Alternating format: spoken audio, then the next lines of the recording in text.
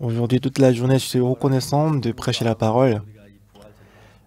Et on est reconnaissant parce qu'on peut célébrer la Pâque avec Jésus-Christ qui est ressuscité. Est-ce que vous êtes heureux? Nous allons lire la parole. Nous allons lire Marc.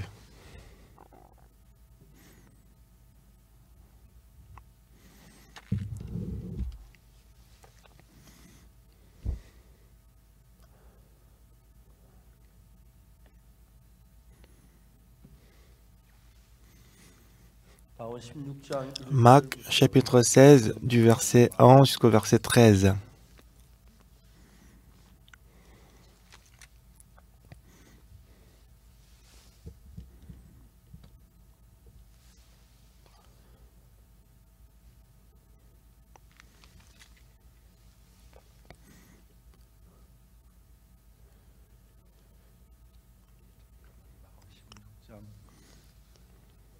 Marc chapitre 16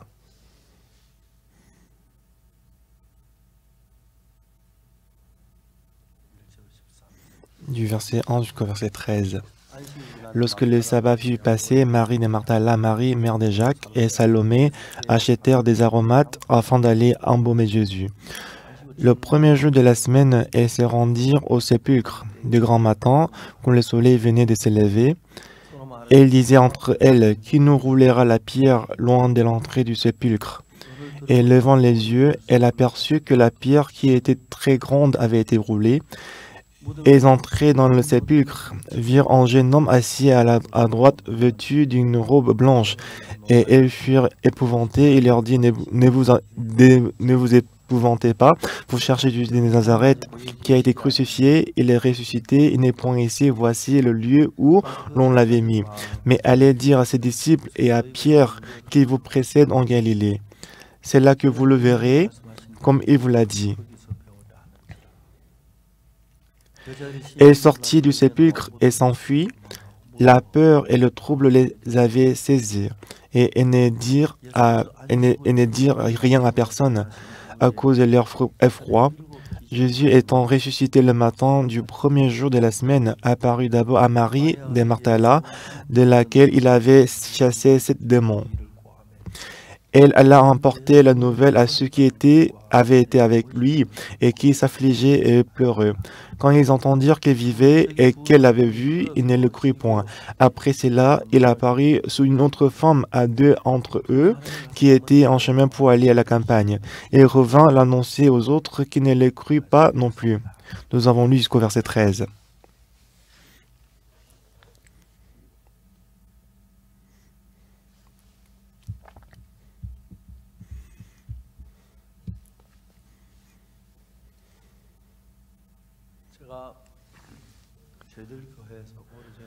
Dans mon église,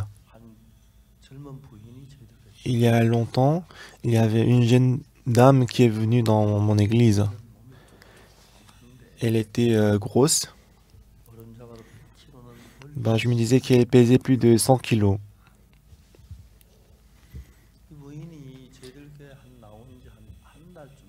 Et, ça fait moins d'un mois qu'elle est venue dans l'église. Elle a reçu le salut.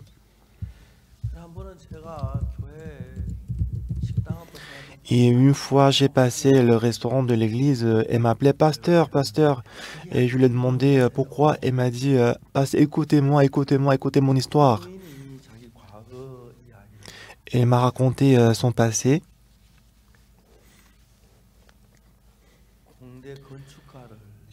Elle a fait l'étude de l'architecture dans l'université. Alors, son rêve,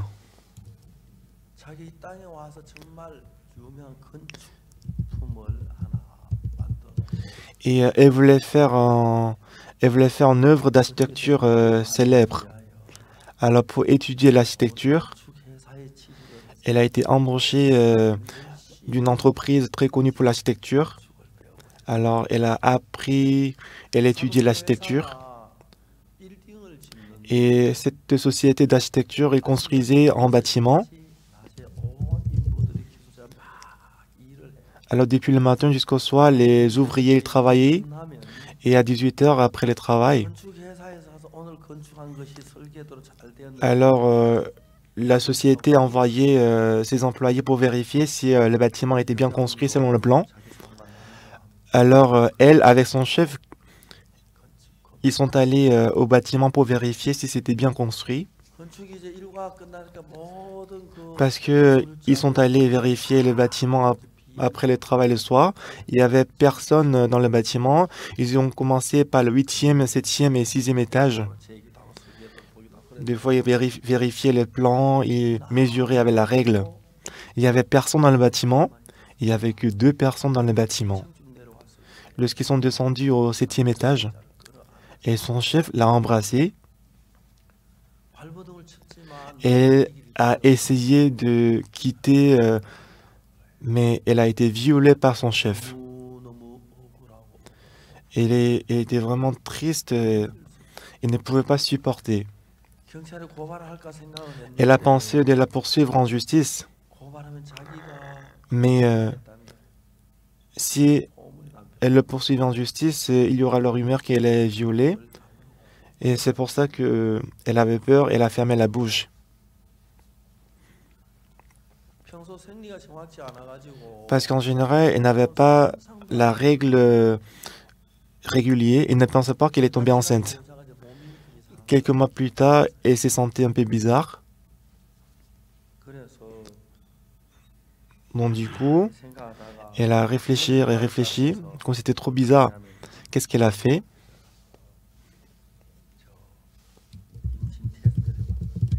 Elle a testé la grossesse et elle s'est rendue compte qu'elle était enceinte.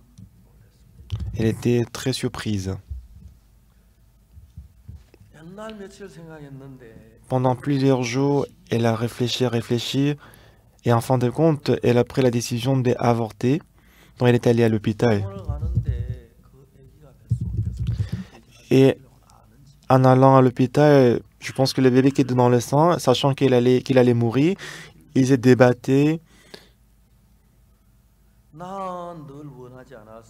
Elle a dit à son bébé, moi je ne te veux pas, j'ai ma vie à moi, je dois mener ma vie à moi.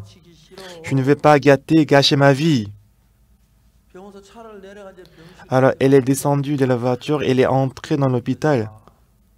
Mais le bébé, il s'est débattu. Donc, et en pleurant, elle est retournée à la maison. Et pendant plusieurs jours, elle a réfléchi et réfléchi.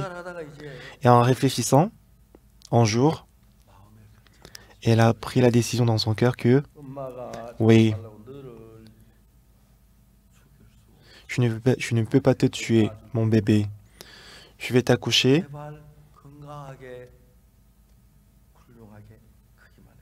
Tu dois grandir en bonne santé, ok? Alors, elle a décidé d'enfanter ses bébés. Comme elle n'était pas mariée, elle avait honte d'accoucher. Alors, elle a acheté un appartement, un petit appartement, et s'est apprêtée à enfanter. Au bout de 10 mois, elle a enfanté le bébé. C'était un fils très mignon. Elle était très joyeuse. Elle a pris dans ses bras le bébé. Elle était embauchée dans un salon de coiffure. Toujours, elle a porté, elle a allaité le bébé, elle a couché à côté et qu'elle travaillait dans le salon de coiffure avec son fils. Les deux, elle vivait, elle était très heureuse. C'est vrai que son salaire n'était pas suffisant, mais elle était contente. Mais autour d'elle, il y avait un monsieur qui s'est approché d'elle. Il était très gentil avec elle et il a dit, Madame, c'est pas la peine de souffrir. Pourquoi vous souffrez autant? Alors, elle a fait semblant comme si elle n'écoutait pas. Mais comme elle était proche avec ces messieurs, elle était reconnaissante. Elle a mangé un jour avec lui. Et en mangeant avec lui, et il a dit sérieusement, Madame, je suis vraiment désolé quand je te vois. C'est pas la peine de souffrir, mais pourquoi vous souffrez la vie? Et elle était très reconnaissante. Et elle a demandé qu'est-ce que je dois faire alors. Il a demandé est-ce que vous avez de l'argent. Il a dit il faut investir ton argent pour ma société. On va te donner beaucoup d'intérêts. Avec cet intérêt-là, tu peux vivre dans la richesse. Donc elle est allée à la banque. Alors elle a hypothéqué la maison et elle a fait un prêt et qu'elle a donné cet argent au monsieur. Alors le monsieur il a calculé pendant un moment. Il a dit tous les 5 du mois, je vais envoyer par virement les intérêts.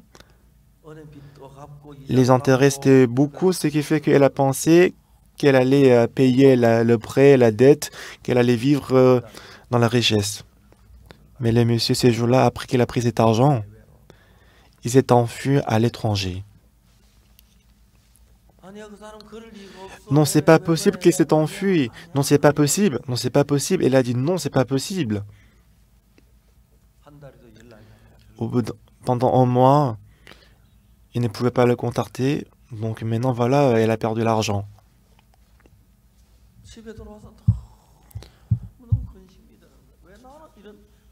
Lorsqu'elle est rentrée à la maison, elle était très triste. Pourquoi dans ma vie il n'y a que le malheur? Pourquoi dans ma vie il n'y avait que la difficulté, le problème? Alors quand elle voulait dormir dans la nuit, donc la pensée a enchaîné la pensée et ne pouvait pas supporter et n'arrivait pas à dormir. Lorsqu'elle s'était forcée à dormir, elle dormait 20 minutes par jour et toute la journée elle était inquiète, elle était stressée. Et un jour, elle est devenue très grosse. Alors elle s'est demandé pourquoi je suis trop grosse. Alors elle a mesuré son poids. Elle pesait 70 kilos. Ouh là là, j'y pèse 70 kilos. Et après 90 kilos, 80 kilos, 90 kilos après, 100 kilos, 110 kilos.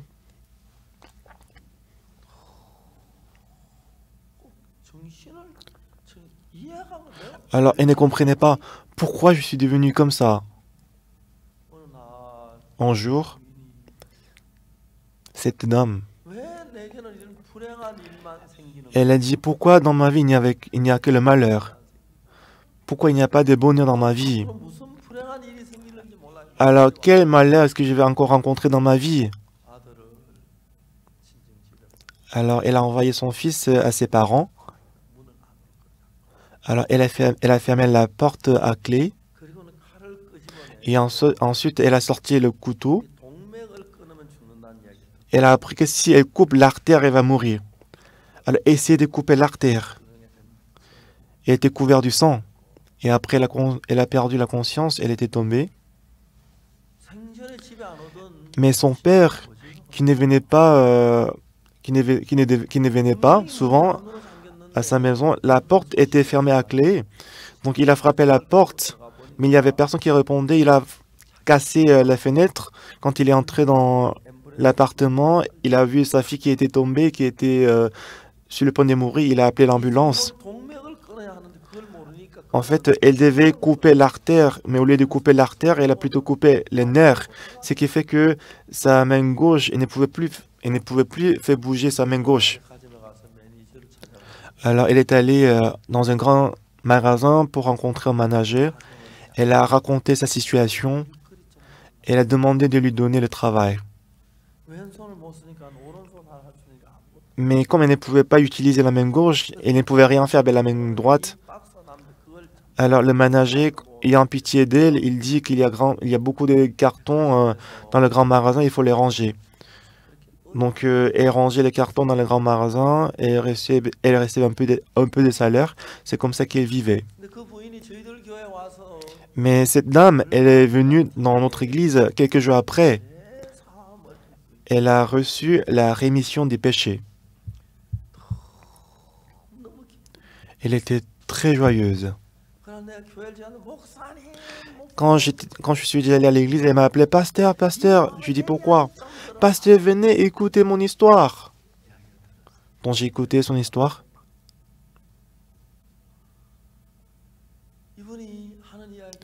Et elle m'a dit qu'elle a reçu, le jour où elle a reçu le salut dans l'église, elle est rentrée à la maison. Avant, elle avait essayé de dormir, mais elle ne dormait que 10 ou 20 minutes par jour. Mais le jour où elle a reçu le salut, elle a dit qu'elle a dormi 2 heures. Avant, elle ne dormait que 20 minutes, mais comme elle dormait pour 2 heures, elle était très contente. Et elle dormait 2 heures après 3 heures, 4 heures, 5 heures, 6 heures. Ces jours-ci, elle dit qu'elle dort 7 heures par jour.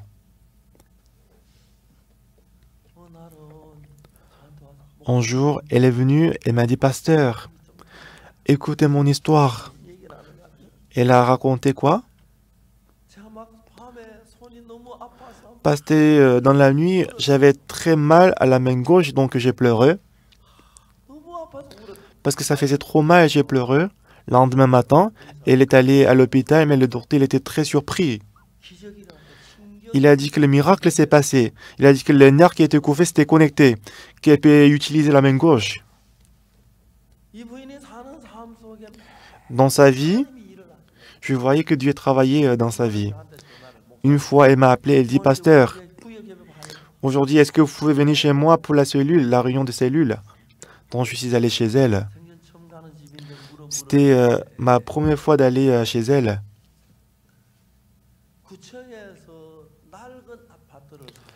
La mairie de l'arrondissement, ils ont acheté les anciens, les appartements, les vieux appartements et qu'il a donné aux pauvres.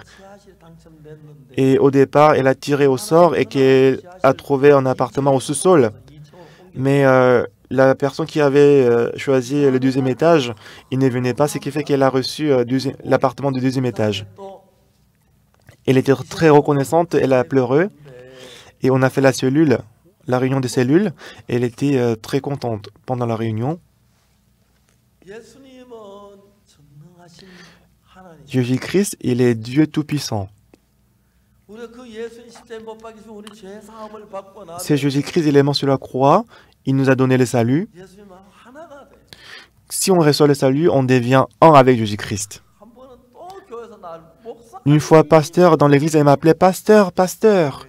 Ben, j'ai dit, pourquoi encore, pourquoi? Pasteur, pasteur, j'ai perdu 10 kilos. Elle avait l'air très joyeuse, alors que, à mon avis, il n'y avait pas une grande différence.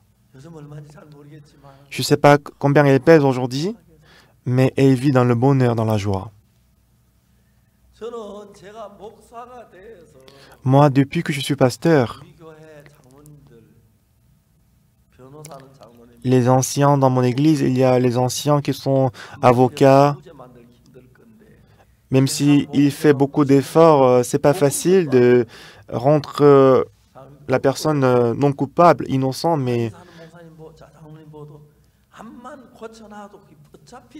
Et j'ai dit aussi à l'ancien qui est docteur, je lui ai dit, même si tu guéris le corps, en tout cas il va mourir, il faut prêcher l'évangile. Et moi, en prêchant l'évangile, plusieurs centaines, milliers de personnes, ils ont reçu le salut. Et cet après-midi, quand j'ai fait le culte de l'après-midi, et il y avait la sœur qui traduisait en espagnol. Et ce culte était diffusé dans le monde entier. Et il y avait une sœur qui traduisait en espagnol. Et ce qu'elle m'a dit, c'est que cet après-midi, elle a dit que sur YouTube, on a diffusé le culte, il y avait 3000 commentaires. Et sur le commentaire, il y avait beaucoup de commentaires qui ont dit que c'est aujourd'hui que j'ai reçu le salut. Et j'ai écouté cette nouvelle. Beaucoup de gens, ils vont à l'église. Et sans recevoir le salut, il y a beaucoup de gens qui vont à l'église sans recevoir le salut. Comme je vous ai dit cet après-midi, Jésus-Christ a été livré pour nos offenses et qu'il est ressuscité pour notre justification. Et ce soir, nous avons lu Marc. Donc, en lisant Marc, j'étais très reconnaissant devant Dieu. Parce que ça nous manifeste, ça nous montre le cœur de l'homme. Je suis vraiment comblé de joie. Ici, Jésus-Christ est né, et pendant qu'il était dans ce monde,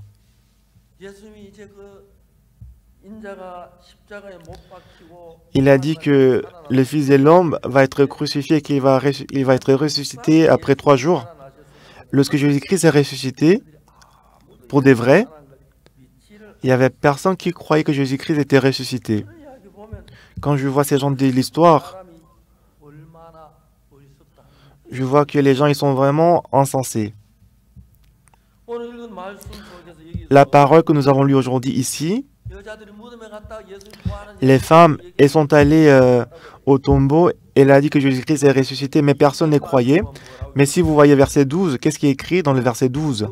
Après cela, il a apparu sur une autre femme à 2 d'entre eux qui étaient en chemin pour aller à la campagne. Il revint l'annoncer aux autres qui ne les crurent pas non plus. Enfin, il apparut aux 11 pendant qu'il était à table. Il leur reprocha leur incrédulité et la dureté de leur cœur parce qu'ils n'avaient pas cru ce qu'ils avaient vu ressusciter.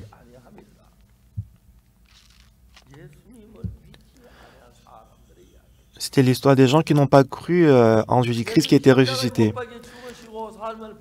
Après la mort de Jésus-Christ sur la croix, il a dit plusieurs fois qu'il allait être ressuscité. Après la résurrection, il y avait des gens qui ont dit que j'ai vu la résurrection de Jésus-Christ. Mais Thomas, les disciples, ils ne croyaient pas en Jésus. Quand on a dit qu'on a rencontré Jésus-Christ, Thomas, il dit, si je ne vois pas la marque des clous dans la main, si je ne mets ma main dans les côtés de Jésus, je ne vais pas croire. Ils ne croyaient pas en Jésus. Pourquoi? Si nous lisons la Bible, pendant milliers d'années, Satan nous a dominés et que Satan, il nous a entraînés à la direction contraire de Jésus-Christ et il a fait en sorte qu'on ne croit pas en Jésus-Christ. Alors quel est le grand problème parmi nous? Dieu, il a choisi Abraham. Un jour, Dieu a parlé à Abraham. N'appelez plus ta femme Sarah, mais Sarah. Et enfantera un fils pour toi. Dieu Tout-Puissant, il a parlé à Abraham. Mais Abraham, il a dit, comment un homme qui a 100 ans peut avoir un fils? Et Sarah, elle a 90 ans. Et je veux que Ismaël, il vit devant toi. Et si vous voyez ici, entre Dieu et nous, Dieu veut travailler pour nous. Mais lorsque Dieu il a choisi David, qu'est-ce qu'il a dit? J'ai vu le fils d'Isaïe. David, il est l'homme selon mon cœur. Pourquoi nous croyons en Jésus-Christ? Nous avons beaucoup de péchés, nous sommes méchants. Jésus-Christ, il est mort pour nous, on reçoit le pardon du péché, on va au ciel. Pourquoi on demande aux gens, pourquoi vous croyez en Jésus-Christ? C'est pour recevoir le pardon du péché, aller au ciel. Oui, Jésus-Christ, il est mort sur la croix pour nos péchés. C'est sûr que Jésus-Christ est venu pour nos péchés et qu'il est mort sur la croix à cause de nos péchés.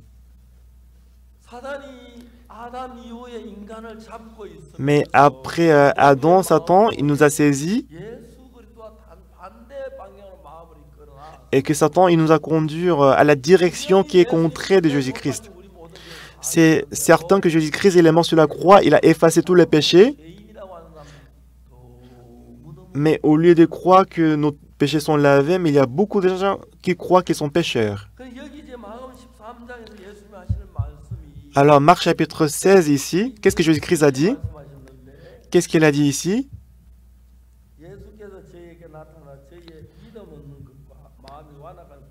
Verset 14. Enfin, il apparut 11 pendant qu'il était à table. Il leur reprocha leur incrédulité et la dureté de leur cœur. Même si ils ont dit qu'ils ont vu la résurrection de Jésus-Christ, mais ils ne croyaient pas en Jésus. Donc, comme je vous ai dit ce matin,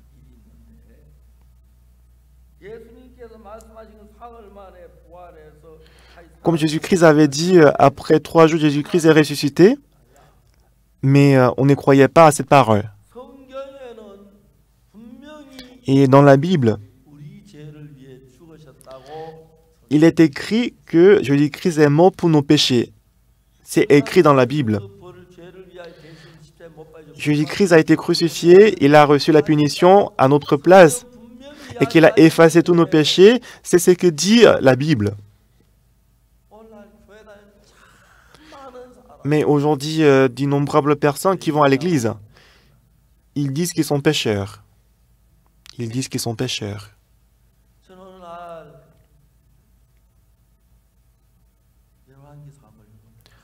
Un jour, j'ai lu en roi. J'ai lu en Samuel, j'ai lu l'histoire de Saül, le roi Saül. Dieu a choisi Saül.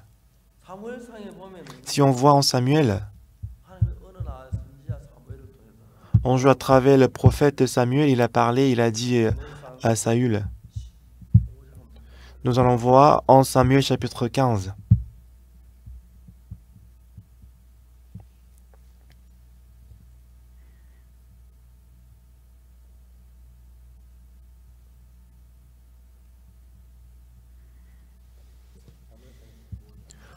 En Samuel chapitre 15,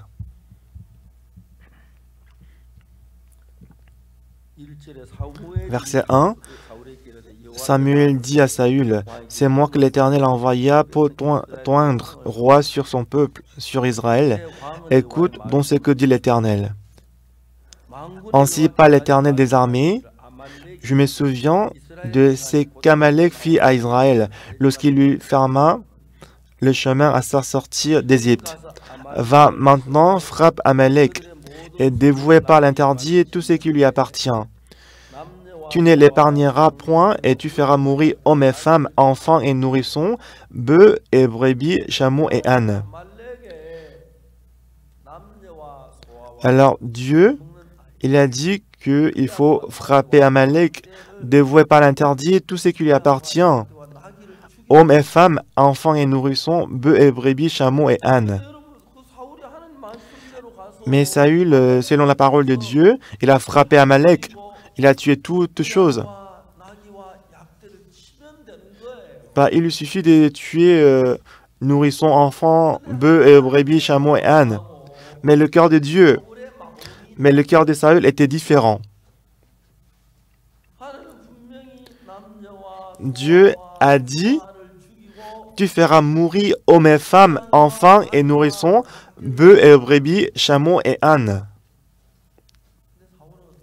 Mais Saül, qu'est-ce qu'il a fait? Il a épargné les bons bœufs et brebis, et ce qui paraît mauvais, faible, il les a tués. Alors Dieu, il a dit à Samuel que je regrette d'avoir établi Saül comme roi. Alors Samuel il est allé voir Saül. Mais qu'est-ce que Saül a dit à Samuel? Que vous soyez bénis par Dieu. J'ai observé la parole de l'Éternel. Et Samuel, qu'est-ce qu'il a dit? Alors, qu'est-ce donc que ce bêlement de brebis qui parvient à mes oreilles et ces mugissements de bœufs que j'entends? Et Saül, qu'est-ce qu'il a dit? Il a dit, c'était pour les sacrifier à l'Éternel. J'ai épargné le meilleur brebis et le meilleur bœuf pour les sacrifier à l'Éternel. Pour les autres, je les tués. Saül, il n'a pas suivi la parole de Dieu, mais il a suivi sa propre pensée. Et à cause de ça, Dieu, il avait très mal au cœur et que Dieu ne pouvait s'empêcher d'abandonner Saül. Alors Dieu, il a dit à Samuel, il a dit à Saül, qu'est-ce donc que ces bêlements de brebis qui parvient à mes oreilles et ces mugissements de bœufs que j'entends? Il a dit, le peuple a épargné le meilleur brebis et le meilleur bœuf afin de les sacrifier à l'Éternel. Samuel a dit, est-ce que Dieu, il aime, il a dit, l'obéissance vaut mieux que les sacrifices. Vous avez violé cette parole, c'est comme si vous avez adoré les idoles. En fin de compte, Dieu, il a finalement abandonné Saül. Alors, quand on croit en Dieu, alors on doit enlever tous nos pensées. Si on croit à la parole de Dieu en tant que telle, Dieu travaillera merveilleusement en nous. Mais les hommes, ils ne font pas comme ça devant Dieu, en suivant leurs pensées. Et quand les gens ils font comme ça, Dieu il est très triste. J'ai causé avec beaucoup de gens qui vont à l'église. Je leur demande, est-ce que vous croyez en Dieu? Il dit, ça fait 15 ans que je crois en Jésus-Christ. Et je leur demande, est-ce que vous avez le péché? Bien sûr, j'ai le péché. Mais qu'est-ce que la Bible dit? On est tous comme des brebis, perdus, errants comme des brebis. Mais l'Éternel a fait retomber sur lui les iniquités de nous tous. C'est ce qu'il a dit. Il a fait retomber sur Jésus les iniquités de nous tous.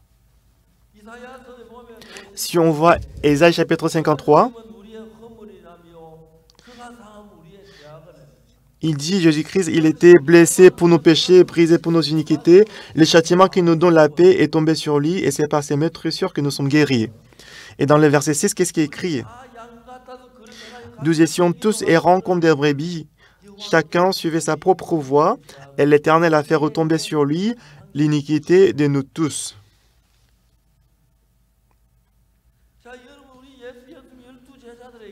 Jésus-Christ a 11 disciples.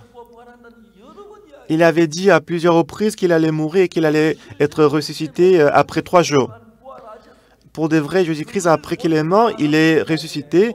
Et ceux qui l'ont vu ressusciter, ils ont raconté aux disciples, mais ils ne croyaient pas en Jésus-Christ. Et on peut voir ça en Marc chapitre 16. Alors, on doit accepter la parole de Jésus-Christ en tant que telle. Mais nous ajoutons notre pensée à la parole de Jésus et que nous menons la vie spirituelle. Et en ce moment-là, nous allons mener la vie spirituelle de Saül.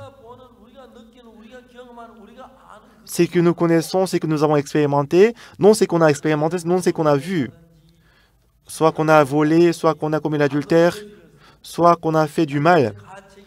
On est culpabilisé par la conscience. En fait, c'est vrai, bien sûr. Si on n'est pas culpabilisé, on n'est pas un homme. On est culpabilisé, on a peur, on a honte. Cependant, mais la Bible dit, par le sang de Jésus-Christ, il a effacé tous nos péchés. S'il a dit comme ça, même si selon ma conscience, j'ai l'impression que j'ai le péché, j'ai l'impression que je suis sale, même si j'ai commis le péché, j'ai commis l'adultère, mes péchés ont été transférés à Jésus. S'il dit qu'il ne s'en souvient plus de nos péchés, si on croit que le sang de Jésus-Christ a effacé tous nos péchés, on n'a plus de péchés, c'est ainsi qu'on doit croire. La Bible dit que Jésus-Christ a effacé tous nos péchés, mais quand on est culpabilisé par la conscience, on se croit péché, on dit qu'on est pécheur. Une fois, j'ai tenu en séminaire à Daegu. Il y avait un journaliste dans le journal, il est venu me voir. Il a dit, Pasteur, est-ce que vous avez du temps? Je vais causer avec vous. Alors, ce journaliste, qu'est-ce qu'il m'a dit? comme question. Pasteur, c'est quoi la différence entre l'émission de la Bonne Nouvelle et d'autres églises? Et je lui ai dit, comment est-ce que je peux expliquer ça simplement? Mais il m'a dit quand même, expliquez-moi les différences entre votre église et d'autres églises. Mais j'ai dit, c'est dur, c'est difficile. Mais il m'a dit, quand même, expliquez-moi. Et je lui ai demandé, est-ce que vous allez à l'église? Et il dit non. Il n'est jamais allé à l'église. Et je lui ai demandé, est-ce que vous avez entendu parler que Jésus-Christ il est mort sur la croix? Et vous savez pourquoi il est mort? Il a dit, bah, j'ai entendu que Jésus-Christ est mort pour nos péchés.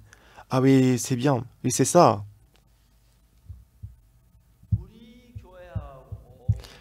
Notre église, la différence, il y a une différence entre notre église et d'autres églises. C'est quoi, pasteur? Je ne peux pas tout expliquer, mais je vais vous dire une chose. Les gens de d'autres églises, ils disent que Jésus-Christ est mort pour leurs péchés, mais ils disent toujours qu'ils ont le péché. Alors que pour notre église, parce que Jésus-Christ a lavé nos péchés, on dit qu'on n'a pas de péchés. C'est ça la différence. Bah, les journalistes, ils étaient très étonnés. Oh, vous êtes sûr que ces gens-là, ils disent qu'ils ont le péché? Oui, allez-y, demandez. Mais comment Jésus-Christ, il est mort sur la croix pour nos péchés? Mais pourquoi est-ce qu'ils disent qu'ils ont le péché? Bah, allez demander aux gens, dehors. Bah, alors, qu'est-ce qu'ils croient, au fait? Donc, je vais expliquer ça. Lorsque Jésus-Christ est mort pour nos péchés sur la croix, non seulement il n'a pas lavé une partie de nos péchés, mais il a lavé tous nos péchés pour toujours. Moi, j'ai fréquenté l'église presbytérienne jusqu'à l'âge de 19 ans. Le pasteur de mon église, il a dit qu'il était péché, mais les anciens, les diacres, ils disaient qu'ils étaient pécheurs. Et moi aussi, je croyais que j'étais pécheur. Et à l'âge de 19 ans, quand j'avais 19 ans, quand j'ai lu la Bible a dit quelque chose qui était différent de l'enseignement de mon église. La Bible dit que Dieu il ne se souvient plus de nos péchés et qu'il a fait retomber sur Jésus les iniquités de nous tous. Et Dieu a déclaré qu'on est juste. Dieu dit qu'on est juste, mais nous, on croit qu'on est pécheur. C'est ça, c'est ce qui est faux, c'est sa pensée à lui. C'est vrai que quand j'ai commis le péché, quand j'ai volé, c'est vrai qu'on est culpabilisé, on pense qu'on est péché, on a commis le péché. Pourtant, lorsque Jésus-Christ, il est mort sur la croix, parce qu'il est mort pour nos péchés, parce que nos péchés sont transférés à Jésus, et qu'il a lavé tous nos péchés pour toujours, plus blanc que la neige. C'est ce que dit la Bible. Nous qui croyons en Jésus, même si j'ai beaucoup de sagesse, j'ai beaucoup de connaissances, bah, si ma sagesse est pareille que la parole de Dieu, c'est bien. Mais si c'est différent de la parole de Dieu, c'est faux. C'est pourquoi dans la Bible, qu'est-ce que dit la Bible? La Bible dit que le sang de Jésus-Christ sur la croix a lavé tous nos péchés. Saül, lorsqu'il a détruit les Amalécites, Dieu avait dit « Fais mourir hommes et femmes, brebis et bœufs, et chameaux et ânes. » Saül, pensant qu'il avait obéi à la parole de Dieu, il a tué le brebis, le bœuf, mais il a épargné les meilleurs brebis, le meilleur bœuf. Il ne les a pas tués.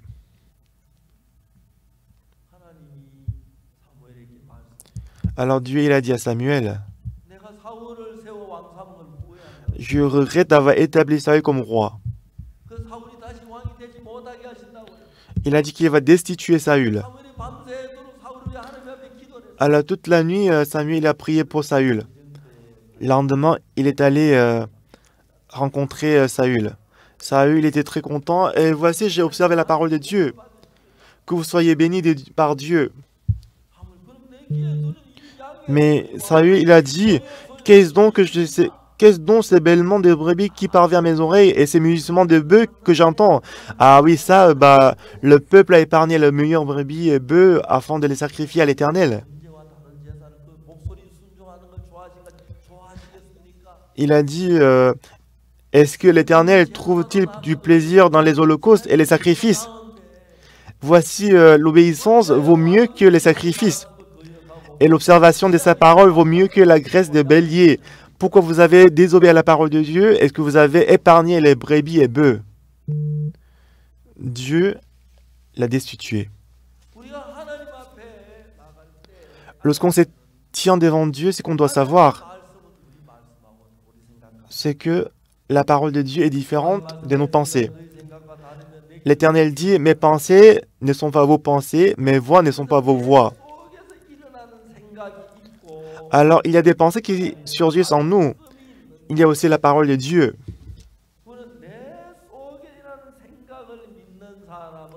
Les gens qui croient à leurs pensées qui surgissent dans leur cœur, ils croient en eux-mêmes. Quelles que soient leurs pensées, quand ils acceptent la parole de Dieu, ils croient en Dieu. Alors, les gens qui croient en Dieu, quel que soit en dépit de leurs pensées, ils se concentrent sur la parole et qu'ils croient à la parole de Dieu. Cette personne-là, il croit en Dieu. Mais les gens, ils ont cru à leurs pensées plus que la parole de Dieu. En jeu, Dieu l'a appelé Abraham. Abraham, tu n'appelleras plus Sarah, tu n'appelleras ta femme Sarah, mais Sarah. Elle deviendra la mère de multitudes de nations. Abraham, en riant, il a dit, comment un homme qui a 100 ans peut avoir un fils? Moi, je veux qu'Ismaël vive devant toi. On voit qu'ici, le cœur d'Abraham et le cœur de Dieu est différent. Alors, selon la chair, il voyait que sa femme était stérile et qu'il était avancé en âge. Comment est-ce que je peux avoir un fils? C'est pas possible. Alors, c'est qu'on croit en Dieu, ça veut dire quoi? Même si moi je pense comme ça, voici mes pensées. Mais si Dieu dit comme ça, je dois croire ça. Aux noces de Cana en Galilée, il manquait du vin. Et Jésus-Christ a demandé de verser de l'eau dans les vases et qu'il a dit de donner aux gens. Selon moi, c'est de l'eau, mais Jésus-Christ a dit que c'est le vin. Celui qui croit à la parole de Jésus-Christ plus que sa pensée, c'est celui qui croit en Jésus-Christ. Alors si je crois à ma pensée plus que la parole de Jésus-Christ, je ne crois pas en Jésus-Christ, je crois plutôt en moi-même. Si Jésus-Christ dit que c'est le vin, c'est le vin, c'est vrai. Amen. Est-ce que vous comprenez? C'est ainsi qu'on doit croire en Jésus-Christ, en Dieu.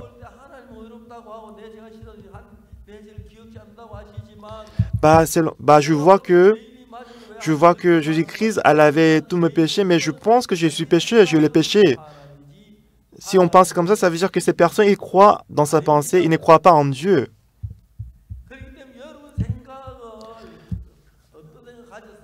C'est pourquoi, quand vous avez quelques pensées, il faut comparer vos pensées avec la parole de Dieu. Si vos pensées sont pareilles que la parole de Dieu, il faut l'accepter en disant Amen. Mais si c'est différent de la parole de Dieu, il faut l'abandonner, il faut accepter la parole de Dieu. C'est ces personnes qui croient en Dieu. Quand j'avais 19 ans, j'allais à l'église très souvent, mais je disais que j'étais péché parce que j'ai commis beaucoup de péchés. J'avais volé beaucoup, je croyais que j'étais pécheur. C'était certain que j'étais pécheur. Mais la Bible dit que moi je suis juste. Mais la parole dit que je suis saint. La parole dit que je suis lavé. Selon moi, je suis pécheur. Mais Dieu dit que je suis juste.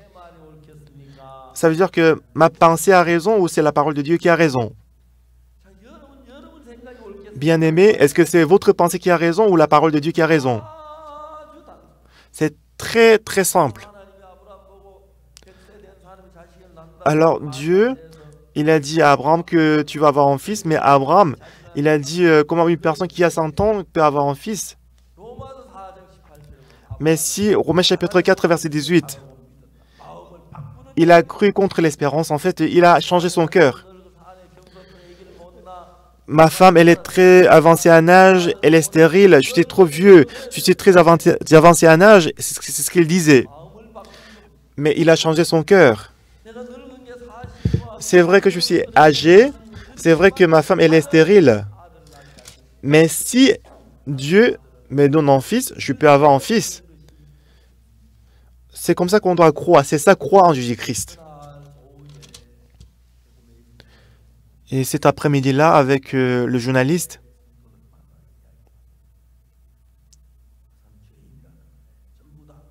et ces journalistes, il a rencontré les gens, il a demandé s'ils étaient péchés, tout le monde disait qu'ils étaient pécheurs. Et sur le journal, il a publié l'interview qu'il a fait avec moi.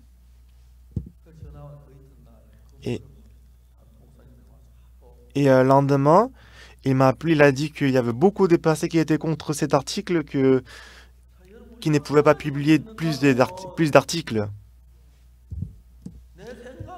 Bien-aimé, si vous croyez à votre pensée, vous ne croyez pas en Dieu. Si vous croyez en Dieu, en dépit de votre pensée, il faut croire en Dieu. Même si moi, je pense que je suis péché, c'est vrai que je suis pécheur. Mais si Dieu dit qu'on est juste, on doit croire qu'on est juste. C'est ça, croire en Jésus-Christ, c'est ça, croire en Dieu. Même si je suis méchant, je suis sale. Mais si Dieu dit que je suis lavé et sanctifié, je suis lavé et sanctifié. Mais aujourd'hui, il y a beaucoup de gens qui croient en eux-mêmes plus que Dieu. Si on voit Marc, il avait dit à plusieurs reprises que si je meurs sur la croix, après 3 jours, je vais être ressuscité. Même si on a écouté les gens qui ont dit qu'ils ont vu Jésus-Christ et ressuscité. Mais ils ne croyaient pas en Jésus.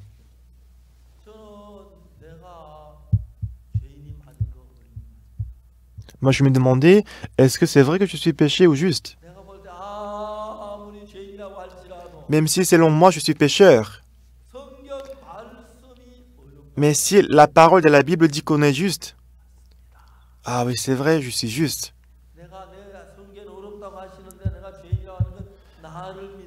Si la parole dit que je suis juste et que moi je crois que je suis péché, ça veut dire que je crois en moi. Je ne crois pas à la parole de Dieu. Pendant longtemps, on a fait confiance en nous-mêmes.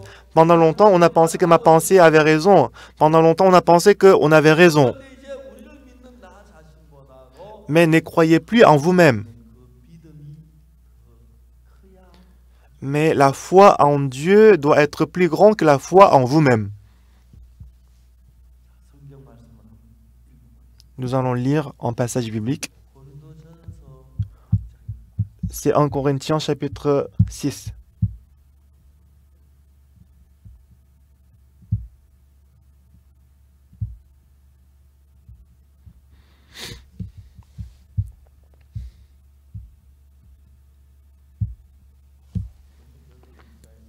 C'est 1 Corinthiens chapitre 6. Moi, je vais lire verset 10. Ni les inféminés, ni les infâmes, ni les voleurs, ni les cupides, ni les ivrognes, ni les outragés, ni les ravisseurs n'hériteront le royaume de Dieu. La Bible dit, si on commettait le péché, on ne peut pas aller au ciel. Mais verset 11, qu'est-ce qu'il est écrit? Et c'est là que vous essiez,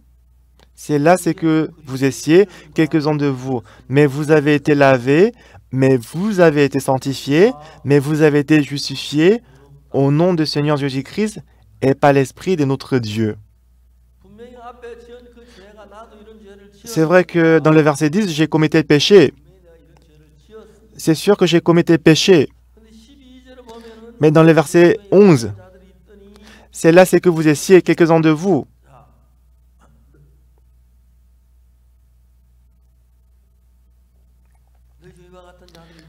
C'est là, c'est que vous essiez quelques-uns de vous, mais vous avez été lavés, mais vous avez été sanctifiés, mais vous avez été justifiés au nom du Seigneur Jésus-Christ et par l'Esprit de notre Dieu.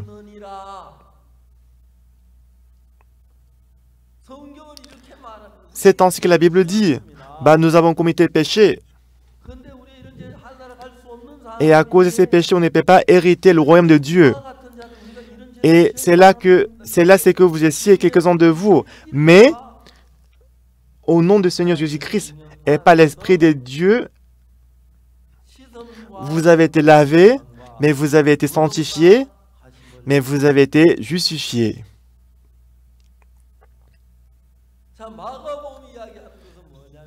Qu'est-ce que le livre des Marc nous dit? Jésus-Christ, il a dit qu'après la mort sur la croix, il va être ressuscité après 3 jours. Il a certainement dit ceci. Jésus-Christ, comme il le disait, après la mort, dans 3 jours, il est ressuscité. Les gens qui ont vu Jésus-Christ est ressuscité, ils ont donné la nouvelle que Jésus-Christ est ressuscité. Mais ici, ils ne croyaient pas en Jésus, n'est-ce pas? Nous allons voir Marc.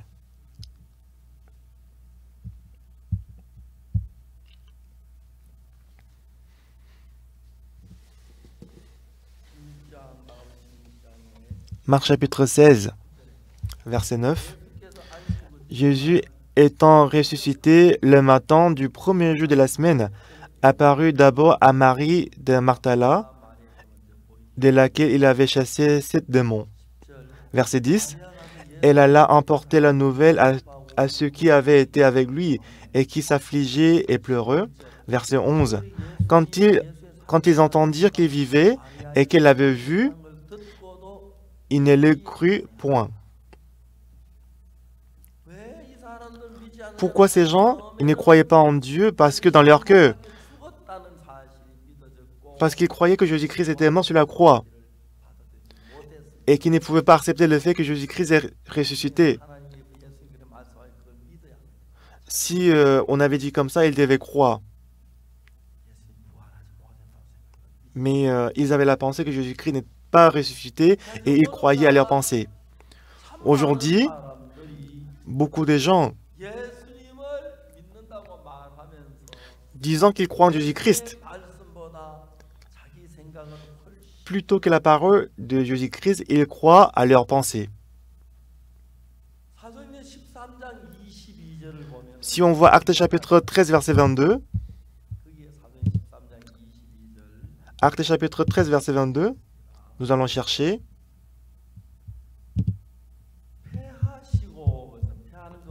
Ici on dit l'ayant rejeté. Ça veut dire quoi?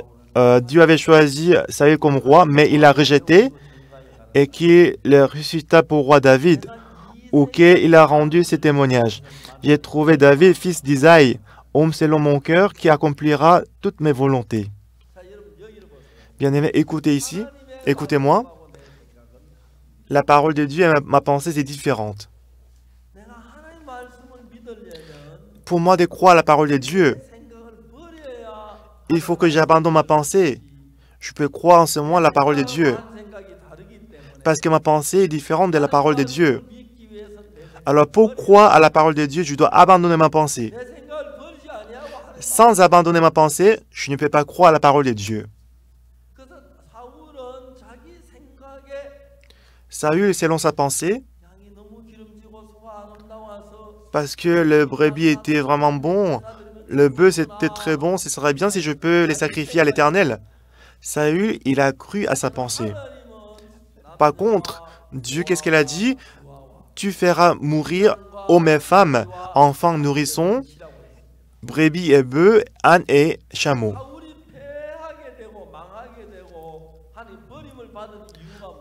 C'est quoi la raison pour laquelle Saül était abandonné et rejeté? Si Dieu dit de les tuer, il faut les tuer. C'était sa pensée à lui. Dieu a dit, tu feras mourir hommes et femmes, enfants et nourrissons, brebis et bœufs, chameaux et ânes. S'il a dit comme ça, on doit tuer toutes choses. Il nous suffit de tuer toutes choses. Mais Saül, il a suivi sa pensée. Ce qui est important ici, c'est que votre pensée et la parole de Dieu, si c'est pareil, c'est bien. Mais parce qu'on vivait pendant longtemps en tant que les enfants de Satan, comme on était entraînés par Satan pendant longtemps, nos pensées sont différentes de la pensée de Dieu. La parole de l'Éternel dit que mes pensées ne sont pas vos pensées, mes voix ne sont pas vos voix. Comme si il y a une différence entre le ciel et la terre. Alors, quelles que soient mes pensées, on doit ouvrir la Bible, on doit vérifier. Quelle que soit ma pensée, on doit croire à la parole de Dieu. Celui qui croit à la parole de Dieu, c'est celui qui croit en Dieu. Au contraire, celui qui croit à sa pensée, il est celui qui croit en lui-même. Alors, selon moi, quel que soit le péché que j'ai commis, même si je pense que je suis pécheur, mais si Jésus-Christ dit qu'on est juste, on doit dire qu'on est juste. L'homme malade depuis 38 ans, pendant 38 ans, il était malade, il ne pouvait pas marcher. Mais si Jésus-Christ dit, lève-toi, prends ton lit et marche, il devait dire, oui, je vais marcher. À la piscine Bethesda, l'aveugle. Donc, si Jésus-Christ a demandé à l'aveugle de laver les yeux, il devait y aller pour laver les yeux. C'est sa croix en Dieu. Selon moi, j'ai commis beaucoup de péchés, j'ai pensé que j'étais pécheur. Selon moi, je suis pécheur. Mais qu'est-ce que Dieu me dit? Je suis pécheur, mais au lieu de croire ma pensée, mais si je crois à la parole de Dieu, c'est ça vraiment croire en Dieu. Aujourd'hui, beaucoup de gens, ils vont à l'église. Mais beaucoup de gens, plutôt que la parole de Dieu, ils croient davantage à leurs pensées. Dieu, à travers la mort de Jésus-Christ sur la croix, il a déjà dit qu'il a lavé tous les péchés plus blancs que la neige. Il a déjà déclaré que nous sommes justes, nous sommes justifiés. Alors, nous qui croyons en Dieu, c'est vrai qu'on a beaucoup commis le péché, mais je suis lavé, je suis sanctifié, je suis justifié. C'est comme ça qu'on doit croire. C'est ça, croire en Dieu aussi. Amen. C'est ainsi que vous devez croire en Dieu. Mais aujourd'hui, malheureusement, beaucoup de gens, ils croient dans leurs pensées plus que la parole de Dieu. Même si la Bible dit que nos péchés sont lavés plus blancs que la neige, nos péchés sont effacés. Dieu dit que nos péchés sont lavés, ça veut dire que moi je suis lavé. Dieu m'a appelé juste, ça veut dire que moi je suis juste. C'est ainsi qu'on doit croire en Dieu. Mais beaucoup de gens, ils ne croient pas comme ça. Beaucoup de gens, ils croient, ils suivent leurs pensées. Ce n'est pas croire en Dieu. Une fois, je suis allé en Dominique.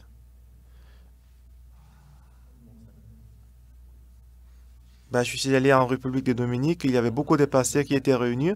Et devant eux, je dis que je suis juste. Ils étaient tous étonnés. Mais pasteur, j'ai une question. Est-ce que je peux poser une question, pasteur? Allez-y. Est-ce que vous n'avez pas commis le péché? Est-ce que vous n'avez pas menti? Est-ce que vous n'avez pas volé, pasteur? En riant, j'ai dit, j'ai menti plusieurs fois. J'ai beaucoup volé. Mais ça veut dire que vous êtes péché. Comment vous dites que vous êtes juste? Oui, c'est vrai que je suis pécheur. Mais quand j'étais petit, je me disais que j'étais pécheur. Mais quand j'ai regardé la Bible, Dieu m'a déclaré que je suis juste. Où est-ce que je peux trouver ces versets? Bah, je ne peux pas tout dire parce que c'est vraiment beaucoup dans la Bible. En Corinthiens chapitre 6, verset 10.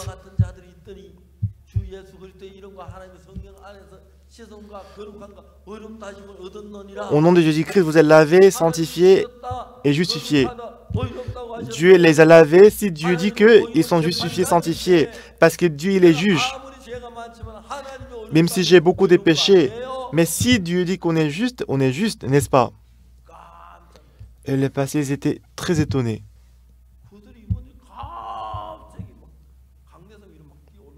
Mais soudainement, ils commençaient à courir vers le pupitre, vers la scène. J'ai pensé qu'il allait me taper, mais ils ont dit, pasteur, vous êtes mon papa, prenons la photo ensemble.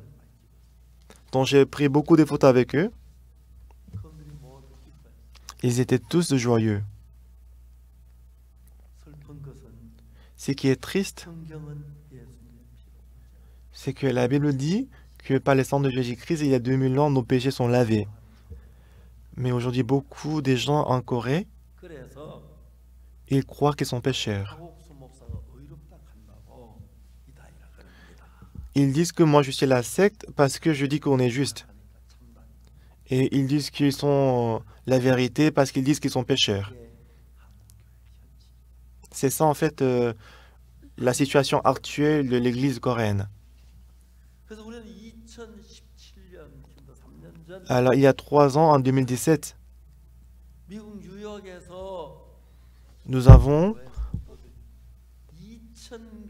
organisé le CLF à New York. Les fidèles de l'église de New York, ils ont visité 2000 églises. La plupart des pasteurs, ils avaient le travail. Et ils ne pouvaient que rencontrer quelques pasteurs parce qu'ils avaient le boulot. Alors on les avait invités pour la réunion des pasteurs. Et 600 pasteurs sont venus à la réunion. Et on a expliqué la renaissance et la rémission du péché. Ils étaient merveilleux. Et j'aime beaucoup les pasteurs américains parce qu'ils sont honnêtes. Ils ont pris les pasteurs de l'émission de la Bonne Nouvelle. Il a laissé le pasteur de l'émission de la Bonne Nouvelle de prêcher la parole. Et il a dit aux fidèles que moi j'ai pensé jusqu'à présent que j'étais pécheur, mais cette fois-ci j'ai assisté à la conférence de CLF, j'ai compris que je suis devenu juste. C'est maintenant que j'ai compris que je suis juste, puisque le pasteur des missions de la Bonne Nouvelle, ils connaissent mieux que moi. J'ai ramené le pasteur des missions de la Bonne Nouvelle. Il va prêcher la parole pendant 3 jours. Alors, cette fois-ci, quand je suis allé aux États-Unis, j'avais du temps. Du coup, je suis allé à Philadelphia, je suis allé à Atlanta. Et quand j'étais à Philadelphia, quand j'étais à Washington, quand j'étais à Atlanta, il y avait des pasteurs qui sont venus me voir. J'ai passé des temps vraiment merveilleux. Désormais, on va abandonner nos pensées et nous devons accepter la parole de Dieu. Même si, selon vous, vous êtes pécheur.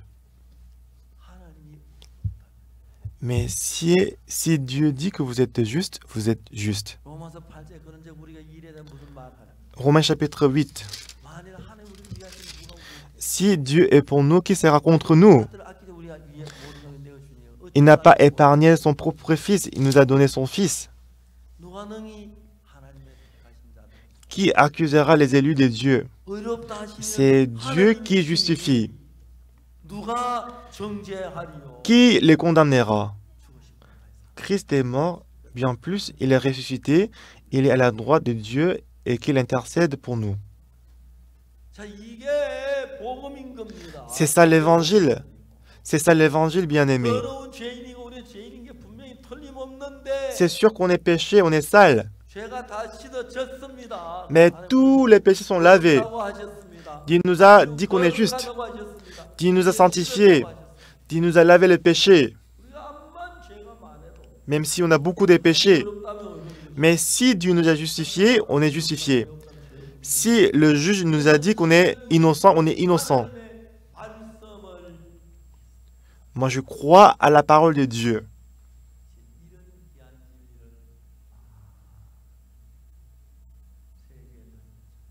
Moi, j'ai prêché cet évangile précieux dans le monde entier. Pendant 3 ans, 240 000 pasteurs, ils nous ont rencontrés, qu'ils ont reçu le salut. Quand je vais en Afrique, il y a 2000, 3000 pasteurs qui se réunissent. Toute la nuit, toute la journée, je prêche l'évangile. Ils sont contents, ils sont reconnaissants. Alors, désormais, l'église de Corée, je crois que l'église de Corée vont changer. Aujourd'hui, le culte d'ensemble de Pâques qu'on a tenu aujourd'hui était beaucoup médiatisé. Et on dit que plus de 2 millions de personnes, ils ont suivi notre culte en ligne. Mais je vous dis avec l'assurance que moi, je suis juste. Les passés ont demandé, passé, vous n'avez pas commis le péché, vous n'avez pas volé, vous n'avez pas menti. Comment vous dites que vous êtes juste? Oui, c'est vrai que je les ai commis, mais ce que je sais, c'est que Dieu m'a appelé juste. Si Dieu m'a appelé juste, je suis juste. Amen. Que vous soyez méchant ou sale, si Dieu nous a sanctifiés, on est sanctifiés. Alors, pendant la Pâque, parce que la pensée de l'homme est différente de la pensée de Dieu.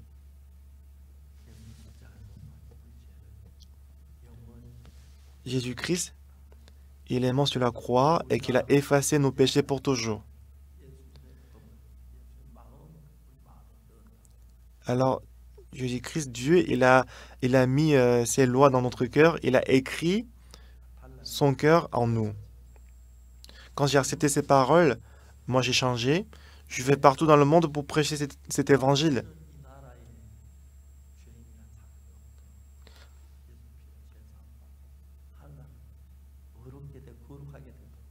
Alors, plus jamais dans ces pays, il n'y aura personne qui dise qu'ils sont pécheurs pour que tout le monde reçoive le salut.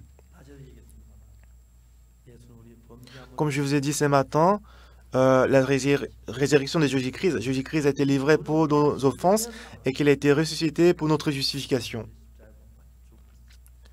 Jésus-Christ, il est mort sur la croix, il a payé notre salaire du péché, on est juste.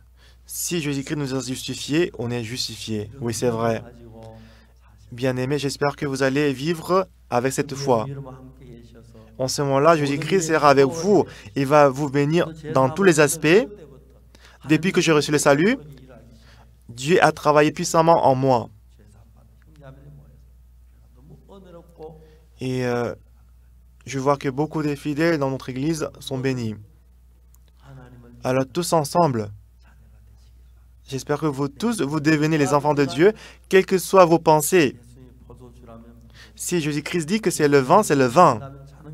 Si Jésus-Christ dit qu'il est en train de dormir, il est en train de dormir. Si on croit à la parole de Jésus-Christ, on devient un avec Jésus-Christ.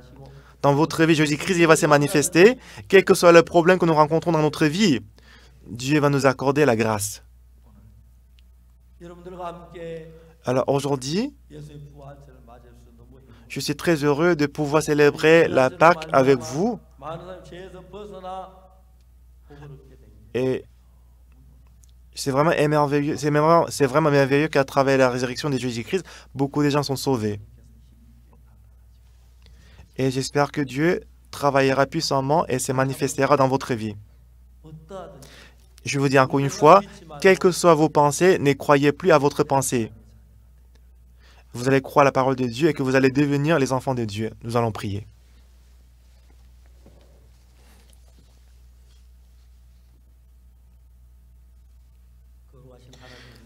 Éternel Dieu Tout-Puissant, nous te disons merci. On a commis beaucoup de péchés et qu'on était dignes d'être détruits. Mais tu nous envoies Jésus-Christ Et le sang de Jésus-Christ a lavé tous nos péchés. Et que le sang de Jésus-Christ était suffisant pour laver tout le péché. Le sang de Jésus-Christ avait lavé tous nos péchés. On n'est plus péché, on est juste. Nous prêchons cet évangile. Dieu, il prend plaisir de prêcher l'évangile. Il a ouvert beaucoup de portes. Seigneur, permets-nous de croire à la parole de Jésus-Christ. Parce que le sang de Jésus-Christ a été versé pour nous. On n'est plus pécheurs, mais à travers la foi, que nos péchés ont pris fin sur la croix. Et quand on croit, je crois que Dieu nous bénira, nous accordera la grâce. En fêtant la Pâque, je suis reconnaissant de pouvoir prêcher l'Évangile. Seigneur, bénis-nous. Je te rends grâce. J'ai prié au nom de Jésus-Christ. Amen.